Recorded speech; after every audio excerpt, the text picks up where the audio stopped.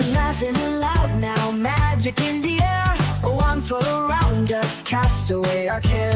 Friends in the hallways, adventures we find. Spells and enchantments, trouble on our mind. That's so wizards.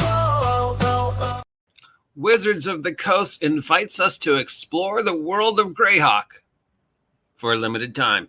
Good morning and welcome, my fellow nerds. It is I, your favorite guy, the OGGM, broadcasting live from Site B at 8:06 in the morning here on the 23rd day of October 2024. It is about 61 degrees and breezy here at Site B, and it is time for everybody's favorite Wednesday show, That's So Wizards! That's So Wizards is filmed in front of a live studio audience consisting of Steve the Cat.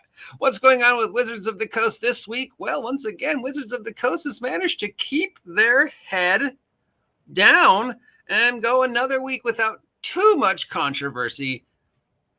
Nobody's really complaining about the art this week. They haven't really done anything insulting this week. They've gone pretty good this week, other than this story. So as we know, in case you've missed it, some aspect of the Greyhawk campaign setting of Gary Gygax's fame will be in the 2024 Dungeon Master's Guide. It is not, as of this point in time, going to be the cornerstone campaign setting for 2024 Dungeons & Dragons. So if anybody was excited to see reprints of classic Gary Gygax Greyhawk stuff from the old days of TSR, it doesn't look like that's what their plan is. But again, we can never be sure because Wizards of the Coast has a 2-second memory. I would remind everybody who's listening that the best way to embrace the legacy of Greyhawk and the legacy of Gygax is head on over to Trollord Games and check out all the amazing stuff they're doing with the Gary Gygax legacy that they've got rights to. But Wizards of the Coast at least still owns the name Greyhawk, which means they can say that they are putting some Greyhawk-related stuff in the Dungeon Master's Guide. They've also let us know that at least for a limited time, you can create stuff in quote-unquote Greyhawk and put it into the D&D Beyond Roll20 DM's Guild Brain Trust, and they will publish it. And then, of course, they will completely own anything that you put up there. And then you can say, hey, look, I made a quote-unquote Greyhawk product. So the 3rd edition Living Greyhawk Gazetteer is better? Absolutely. Now, remember, this is only for a limited time. We don't know how long we'll have access to Greyhawk. Again, they wanted to remind us that this is not going to be the core setting. So they have invited us to explore Greyhawk. There's going to be some aspect of Greyhawk in the 2024 Dungeon Master's Guide. It is the example world. They also want us to know that they have deliberately left a lot of information out. So within the 30-page chapter, they've left it mostly for you to fill in. I want to remind you that a lot of the classic stuff from D&D comes from Greyhawk, like Mordecane and Big B Tashi. It's a example campaign sub. There's an example adventure that's sort of said it. It's got some updated maps that have, no connection to the Greyhawk. They've got locations like White Plume Mountain on the map. There's some descriptions of the city. There's some new backgrounds. They've given some brief names and descriptions. They, again, like 8 different times, they want to remind us that there's brief names, brief descriptions, mentions of stuff that they, classic D&D. Hey, look, remind you guys that Mordecane is ours now. They have also got the list of gods and the list of bad guys, but they've deliberately left a lot of stuff for the DMs to fill. It's very interesting that of all the things they chose to be the number one statement, it's that, by the way, we didn't give you any actual information. So we've given you sort of a general overview. Like, when you go to like a gas station, not a gas, like a mine, like you're traveling down the highway and there's a gas station, and in the gas station, there's the rack with all those like maps and folders and tourist brochures. And they're like, a 3-sided thing with information on both sides. That's basically what it sounds like we're getting. We're getting sort of a tourist introduction to Greyhawk over a 30-page chapter, which basically they briefly mention things, but they leave the rest for you to do the work. So you're going to do the work. You're going to do the research. You're going to get the stuff from the various websites and the Wikipedias and the Trollord games. You're going to write stuff for Greyhawk. You're going to put it on DM's Guild and D&D Beyond, at which point, of course, Wizards of the Coast will now own 99.9% of whatever you gave them that they could use at any point in time without telling you or paying you, because it's now part of the AI collective, which, as we have repeatedly been told by Wizards of the Coast, they are going to be using the AI to create D&D product.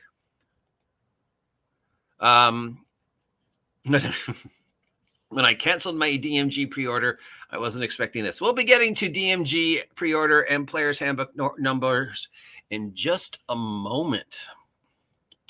Thank you for reminding me, Dark Winter, that that's our next story. So what we already know that we have a general idea of what the DM guide is going to be. It's going to be a lot of maps, a lot of art, a lot of fluff, rewrites of stuff we've already seen, huge chapters on safety tools and consent forms and, no-nos stuff, and player safety and player agency and how to run a player safe, player agency game. It is going to just be more embracing the current thought pattern of Dungeons and Dragons post Tasha. So if you're expecting anything new or exciting or actual stuff you might want to actually see in a Dungeon Master's Guide, probably just more likely it's just going to be a companion copy to what we've already seen in the Player's Handbook. But again, for anybody who is excited to return to Greyhawk, Wizards of the Coast wants you to know that you're going to have to do most of the work, but you do have the right to publish it under their stuff for a limited amount of time. But if you do publish it using DM's Guild or D&D Beyond, it becomes theirs. Now, does this mean you can't publish it on your own because the new SRD has the new Creative Commons in it? So could I just, publish it on DM's Guild? Well, no, you can't, because it's still theirs. And if you use Greyhawk, it becomes theirs. So they want you to do all the work while they take all the reward. Yay, Wizards. Now, to follow up on the comment that about the pre-orders. Thank you. This comes to us from our good friend Stephen Glicker and Professor Dungeon Master, who did a video together regarding the sales of Dungeons and Dragons Player's Handbook and Wizards of the Coast statement that it was the fastest selling product of all time. Now, a lot of people thought including myself, thought they said it was the fastest selling book at all time. But no, they said it was the fastest selling D&D product of all time, or at least since 2014. Because Tasha was the fastest selling D&D book from 2014 to now. Remember, nothing that happened before 2014 counts as far as Wizards of the Coast is concerned. And pretty much nothing before the beginning of this year counts as far as Wizards of the Coast is concerned. So in regards to the statement that the 2024 Player's Handbook was the fastest selling D&D product of all time. Well, I mean, technically, if you count all the stuff that was sold at Gen Con, most of which Stephen Glicker bought, if you count all the stuff that was sold in the pre-orders, remember those pre-orders where they said, oh, your check didn't go through, so we can send you the digital copy, but we can't send you the physical copy when we said we were going to send you the physical copy because you don't have the funds. And there was like 20, 30 different people who all received that thing. Oh, your bank account doesn't have the funds, which was multiple different banks, multiple different people paying multiple different ways onto the digital thing. Weirdly enough, they had enough money to get the digital copy, but not the physical copy, except sometime after they did suddenly magically have the money. So people who made the pre-orders are now getting it. So counting that, counting Gen Con, counting those copies that showed up at the game shops a week before they showed up at the big box store, thus violating their own street date.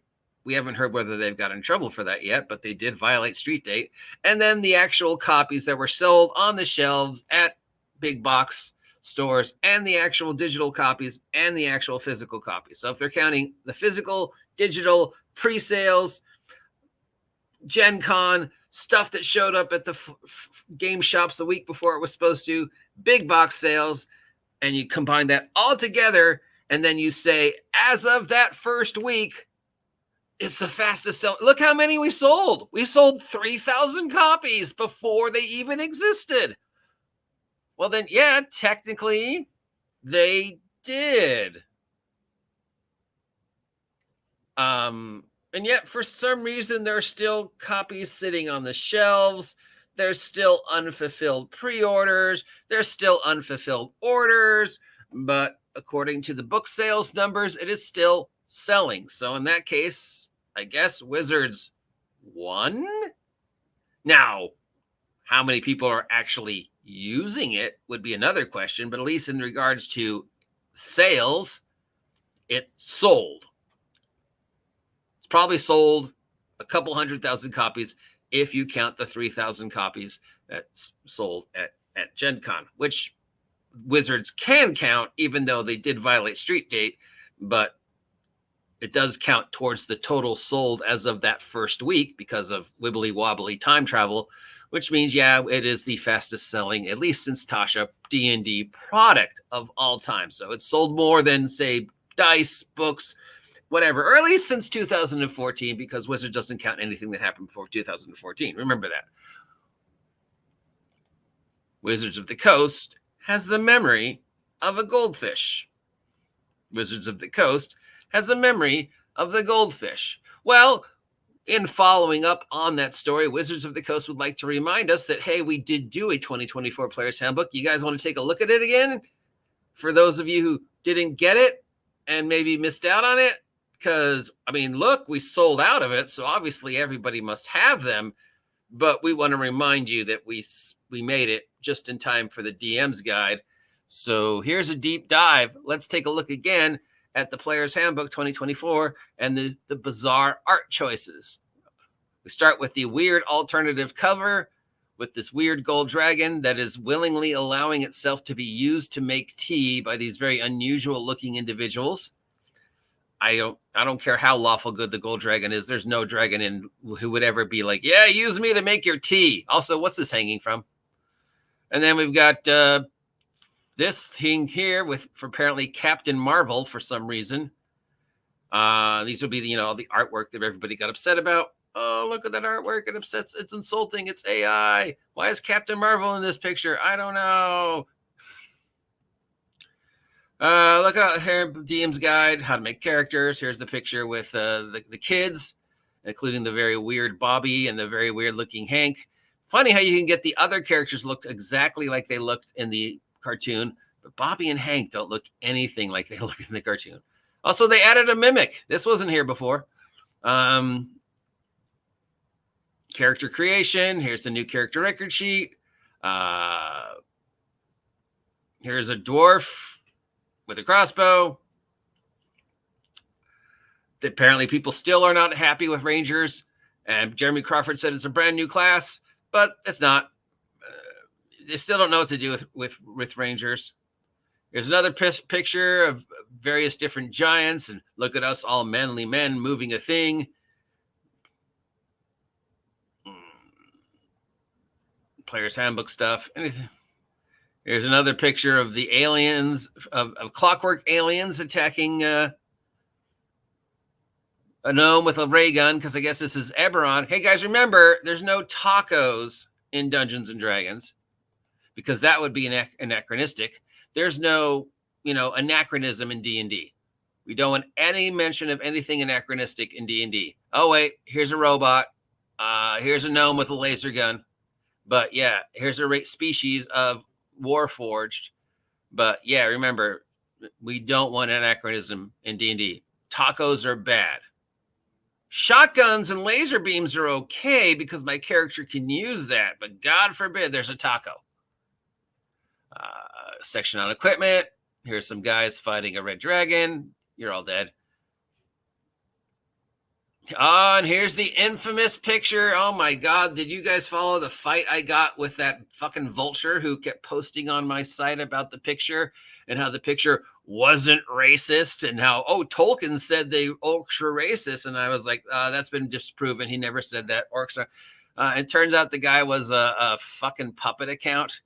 And it was probably, well, I think I know who it was considering the language. But yeah. So we've got this. Let's just remind you that this painting still exists. The never ending, is it compatible? No, it's not. It's a brand new edition. Get over it. Here's another picture that people don't like. Looks like the dinosaur. This guy's not real. Okay, person, cardboard cutout. What the fuck? This is obviously a cardboard cutout. He doesn't look anything like the other people in the picture. What the hell? What is this? Is this actually in the player's handbook? Is there no information on what is going on in this picture? Why is there a cardboard cutout? This is obviously a cardboard cutout. Should you buy it? Should you buy the new player's handbook? If you've never played D&D ever before, and you're just starting now at a convention or at a DM's guild or at an officially sanctioned function, then yeah, probably you should, because you'll be coming in on the beginning of the brand new run of Dungeons and Dragons. So you'll be playing 6th edition at a game store with officially sponsored 6th edition campaigns, stuff like that. And going forward, anything that Wizards of the Coast makes will be 6th edition. So yeah, if you've never, ever played before, absolutely you should pick it up. If you've played already and you already have the 5e Player's Handbook and you have the past 10 years worth of stuff and you have access to everything they've put on the websites and the interweb, then why not? You have no need to buy it. You already have it, and everything else that's changed, they've made available for free online. So no, if you're curious about 5e and older games,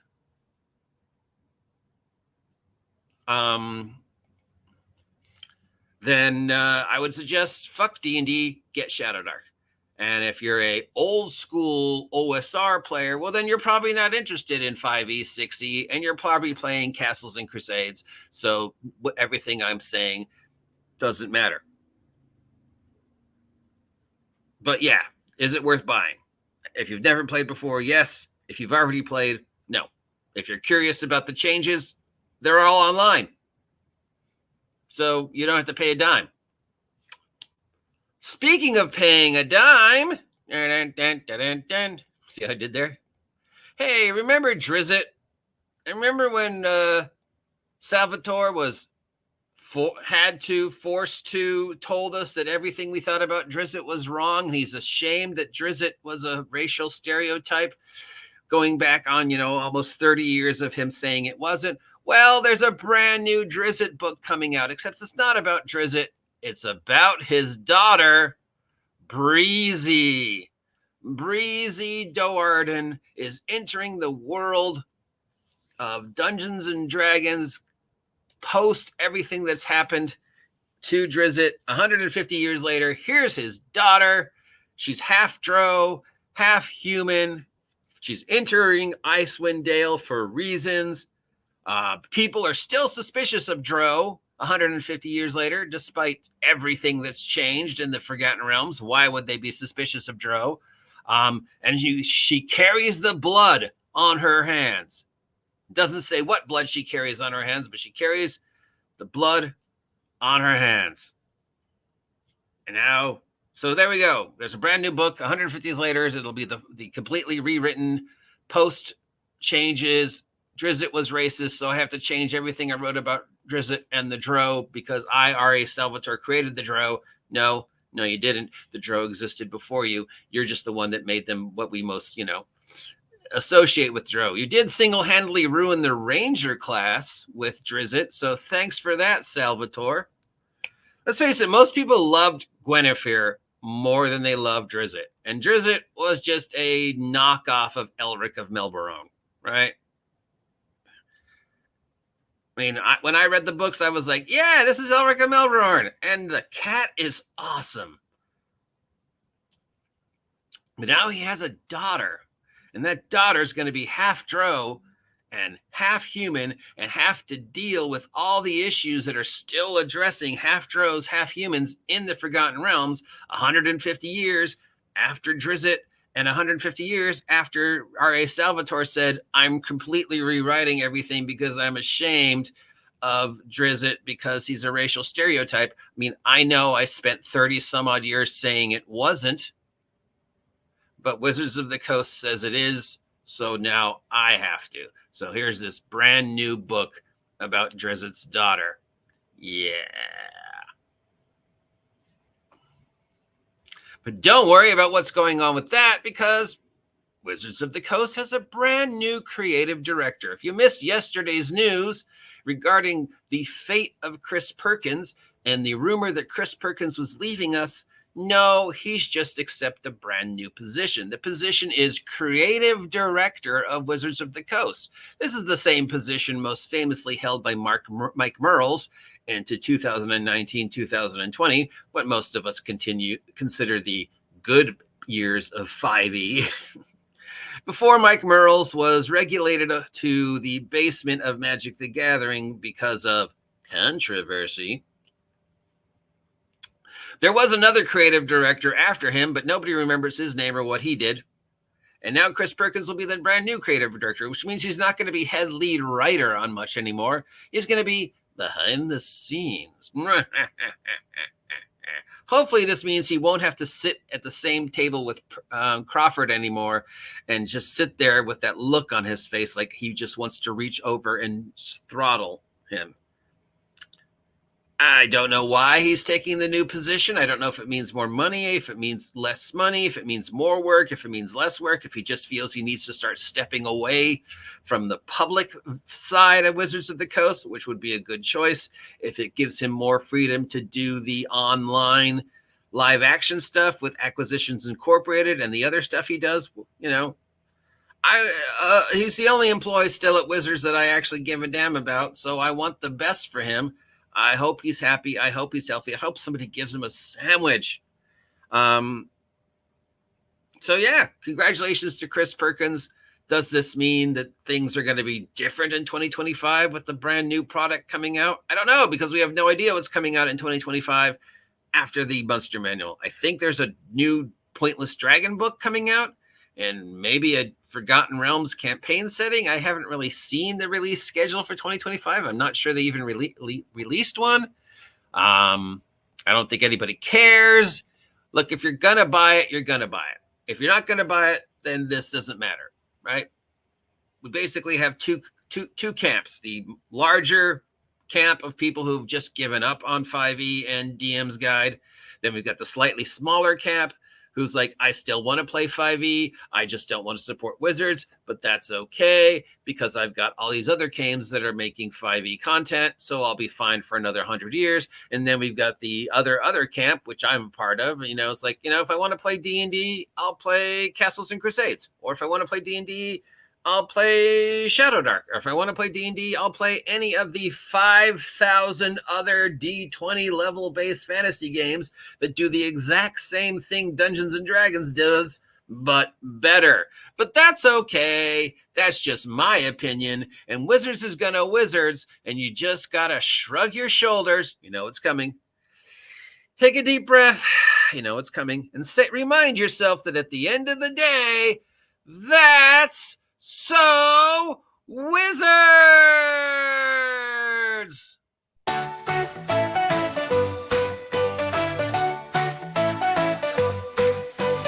Laughing aloud now, magic in the air. Wands roll around us, cast away our care.